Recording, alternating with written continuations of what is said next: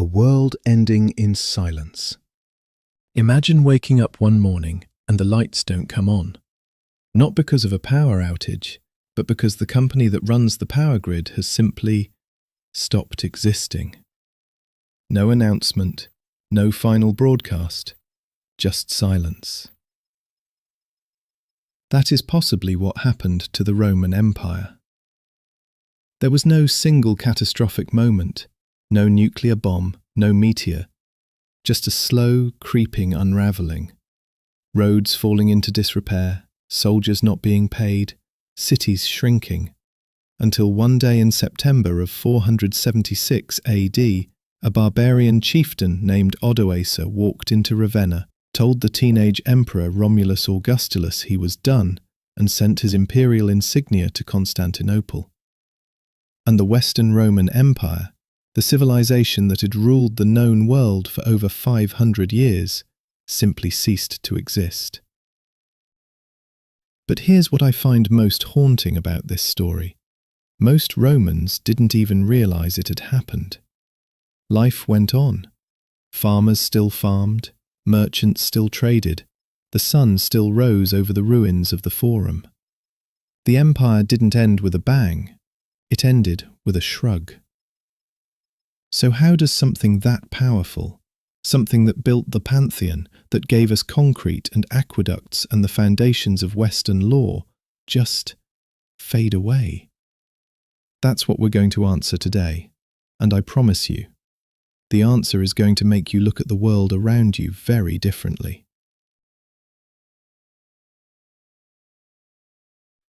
Rome at its peak, the world's first superpower.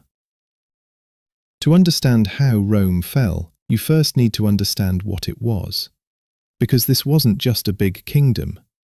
Rome, at its height under Emperor Trajan in 117 AD, was something the world had never seen before, and arguably wouldn't see again for over 1,000 years. We're talking about a territory stretching from the deserts of North Africa to the highlands of Scotland, from the Atlantic coast of Portugal to the borders of modern-day Iraq. An empire of roughly 70 million people, about 25% of the entire world's population at the time. Rome built roads so straight and so well constructed that some of them are still in use today. They built aqueducts that carried millions of gallons of clean water daily into cities.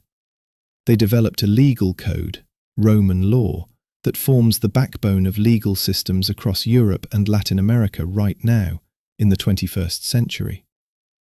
The city of Rome itself was home to over 1 million people. That's a figure London wouldn't reach again until the 1800s. For most of human history, Rome was the largest, wealthiest, most sophisticated city on Earth. So when a civilization this dominant, this deeply embedded into the fabric of the world, collapses, historians don't agree on a single cause. In fact, the German historian Alexander de Mant catalogued over 200 proposed explanations for Rome's fall. 200. But when you cut through the noise, 5 causes rise above the rest. 5 interconnected catastrophes that fed into each other, like dominoes, but dominoes that also set each other on fire. Let's go through them. Cause number 1. Political chaos and the crisis of the 3rd century. The first domino is political, and it's arguably the one that knocked over everything else. Rome's system of government had a fundamental design flaw. There was no clear, stable rule for those who became emperor. Unlike modern democracies with elections, or monarchies with clear bloodlines, the Roman emperor was, in practice, whoever commanded the loyalty of the most soldiers. Which meant that throughout Rome's history, emperors were regularly assassinated by their own generals at the moment a better offer came along. This reached a catastrophic peak in what historians call the crisis of the 3rd century, the years 235 to 284 AD. During that 50-year window, Rome had over 50 different emperors. 50. That's an average reign of less than a year. Many of them were murdered within months of taking power. Think about what that means for governance. You can't maintain roads when your emperor changes every year. You can't enforce consistent tax policy. You can't run a coherent military strategy. Every time a new strongman seized power, the previous emperor's loyalists became enemies. The treasury got raided to pay off soldiers, and the machinery of government ground a little further to a halt. The empire actually split temporarily during this period, breaking into 3 separate competing states. It was reunified, barely, by Emperor Aurelian in 274 AD. But the damage was done. And here's the thing about political instability. It doesn't stay contained in the palace. It bleeds outward, into the economy, into the military, into the public's trust in institutions. It creates a feedback loop where instability causes more instability until the entire system is running on fumes and inertia. Which brings us to the economy. Cause number 2. Economic collapse and the inflation death spiral. Rome ran on money. Specifically, it ran on the denarius, the silver coin that was the backbone of its economy, used to pay soldiers, fund infrastructure, and facilitate trade across the empire. At its purest, the denarius was 90% silver. By the reign of Emperor Gallienus in the 260s AD, it was less than 2% silver. They were essentially copper coins with a silver wash that rubbed off in your pocket. How did this happen? Simple. The empire needed more money than it had. Endless wars, constant political upheaval, a bloated military, all of it cost money Rome couldn't collect fast enough. So emperors did what broke governments throughout history have always done. They debased the currency. They took the coins, melted them down, added more cheap metal, and minted more coins. Effectively, printing money. The result was catastrophic inflation. Prices for basic goods multiplied by factors of 10, 50, 100. A Roman source from the early 4th century records that the price of wheat had risen by over 200% in the space of a few decades. Soldiers demanded more pay just to afford bread, which required more currency debasement, which caused more inflation, which required more pay. Trade collapsed. Merchants stopped accepting coins at face value. People retreated into barter economies. Cities shrank as commerce dried up. The tax base contracted, just as the government's spending obligations grew. To cope, Emperor Diocletian in 301 AD tried to issue an edict on maximum prices, essentially price controls across the entire empire. He set legal maximums for hundreds of goods and services. The penalty for charging more was death. It didn't work. It never works. Merchants simply stopped selling goods rather than sell at a loss. Shortages got worse. The black market exploded. And Rome learned what every government since has had to relearn. You can't legislate your way out of economic reality. But there's a third cause that made everything worse. Because while Rome's political class was tearing itself apart and its economy was rotting from within, its military was quietly hollowing out too. Cause number 3. The military hollows out. The Roman legions were, for centuries, the most formidable fighting force in the world. Highly trained, brilliantly organized, fanatically disciplined. A Roman soldier trained every single day. He could march 20 miles in full armor, build a fortified camp from scratch at the end of it, and still be ready to fight. But by the 3rd and 4th centuries, that army was a ghost of its former self. And it had become a ghost for 3 interconnected reasons. First, the economic crisis meant soldiers weren't being paid reliably. And an unpaid soldier is either a deserter or a rebel. Desertion rates climbed. Entire units dissolved. Those who stayed demanded their loyalty be compensated in land, loot, or political power, fueling the cycle of usurpations that was destroying the government. Second, to fill the gaps, Rome increasingly recruited non-Romans, Germanic barbarian warriors, Hunnic cavalry, soldiers from the frontier provinces, offering them citizenship and pay in exchange for military service. In principle, this was nothing new. Rome had always been good at incorporating outsiders, but the scale became a problem. By the late 4th century, significant portions of the Roman military were composed of Germanic foederati, allied barbarian units who fought under their own tribal commanders, followed their own tribal customs, and owed loyalty to their chieftain first and Rome second. Third, and this is the one people forget, the Roman frontier was simply too enormous to defend. Imagine trying to guard a border stretching over 10,000 miles with an army that could never be everywhere at once. Rome was forced to abandon the old strategy of forward defence and fall back on a defence-in-depth model, letting enemies penetrate, then encircling and destroying them. Theoretically sound. But it meant barbarian raiders were regularly getting inside Roman territory, burning villages, destroying farms, and traumatizing the civilian population that the military was supposed to protect. Public trust in Roman security collapsed. Wealthy landowners started building their own private armies for protection. Local strongmen emerged. The empire was beginning to fragment even within its own borders, long before any official collapse. And then came the pressure from outside, which leads us to cause number 4. Cause number 4, the barbarian migrations. Here's something that fundamentally changes how you think about the barbarian invasions of Rome. Most of the people crossing Rome's borders weren't attacking Rome. They were running from something worse. In the 370s AD, a terrifying new force emerged from the Central Asian steppe, the Huns. Nomadic warriors of extraordinary ferocity, mounted on fast ponies, practicing a form of cavalry warfare that European armies had never encountered. They were essentially unstoppable on open ground.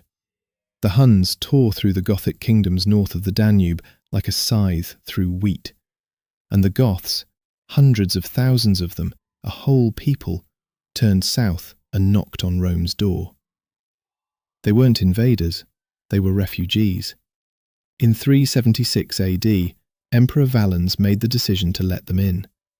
The Visigoths crossed the Danube in massive numbers. Roman sources describe them as beyond counting, like the stars.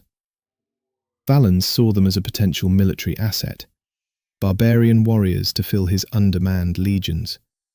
It was one of the most consequential decisions in history, and it went catastrophically wrong almost immediately. Roman officials exploited the Visigoths, charging extortionate prices for food, allegedly even trading dog meat, forcing desperate families to sell their children into slavery. The Visigoths, starving and humiliated, revolted. In 378 AD, at the Battle of Adrianople, they annihilated a Roman army and killed Emperor Valens himself. Adrianople didn't end Rome, but it shattered the myth of Roman military invincibility.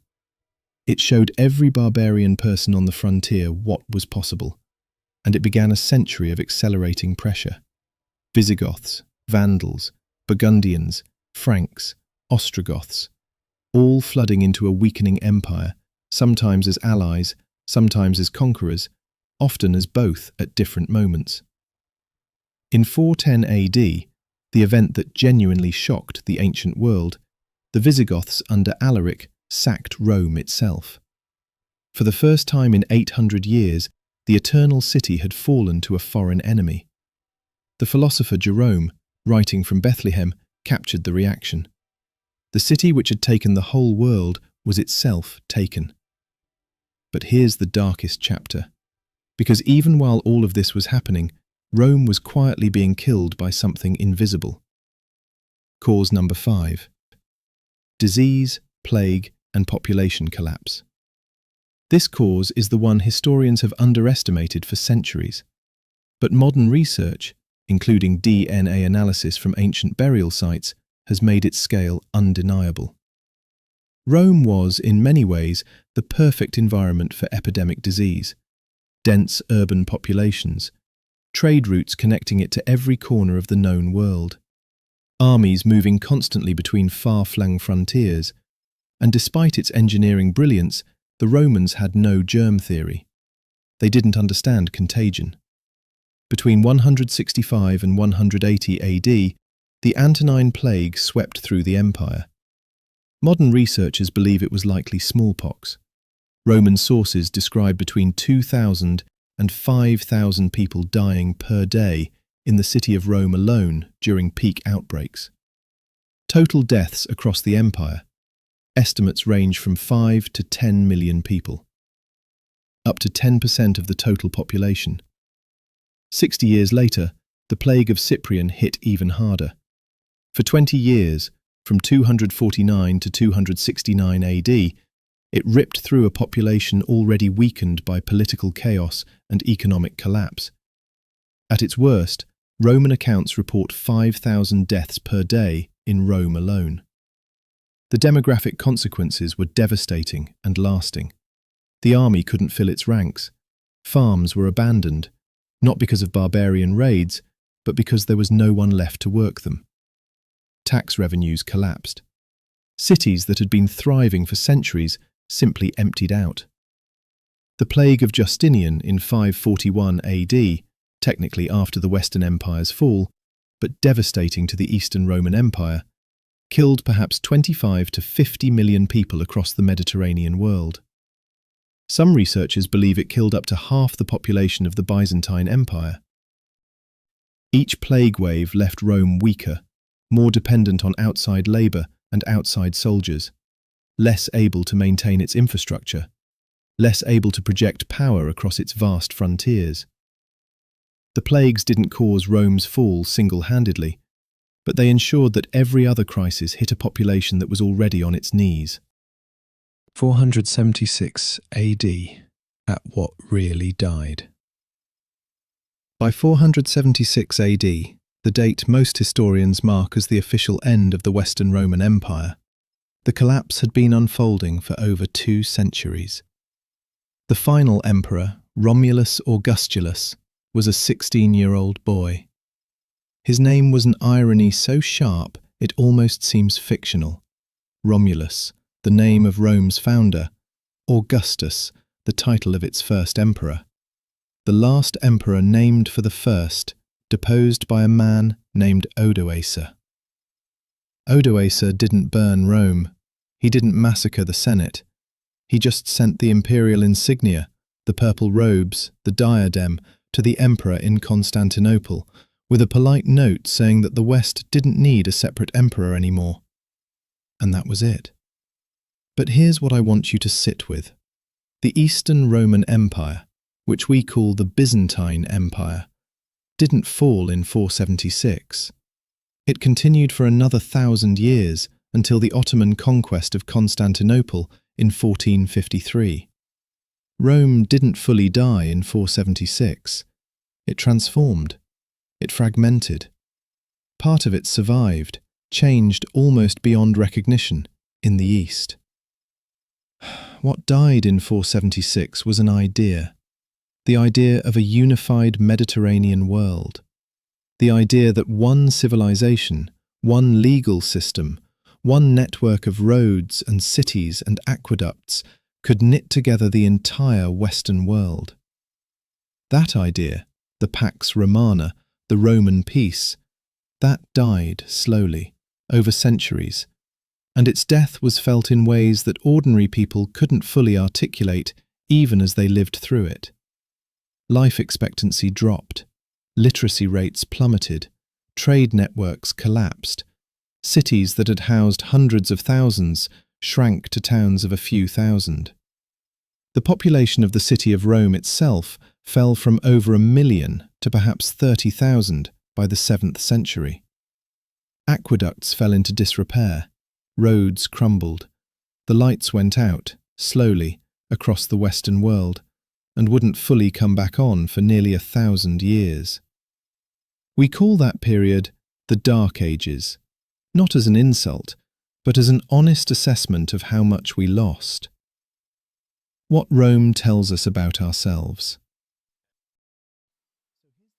So here's the question I've been holding back this whole video. Does any of this sound familiar? Political instability. Leaders whose power depends on keeping powerful factions happy rather than governing well. Economic systems under strain. Currencies losing value.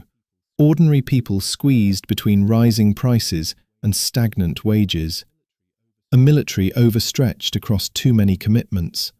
Mass migrations driven by environmental and political pressures. Pandemic disease reshaping demographics and institutions. I'm not saying history repeats. It doesn't. The specific mechanisms are different. Our institutions are different. Our technology is incomparably more powerful. But I am saying, as historians have said, that the patterns of how complex civilizations fail are not as unique as we'd like to believe. The most important lesson of Rome's fall isn't that empires are fragile. It's that they're deceptively robust, right up until they aren't. Romans living in 200 AD could not have imagined that within 300 years their civilization would be a memory. The infrastructure was too strong, the institutions too embedded, the culture too pervasive. And yet, Rome fell not because of any single catastrophe, but because of the compounding of many smaller failures, political, economic, military, demographic, each making the next one harder to recover from. A civilization doesn't fall when its enemies are strong. It falls when its immune system is weak. So, as for the barbarians, they didn't destroy Rome. Rome destroyed Rome. The barbarians just showed up for the funeral. If this made you think differently about the world, share it. Hit subscribe if you want more deep dives into the history that shapes the present. And drop a comment. Which cause do you think mattered most? I'll be reading every single one.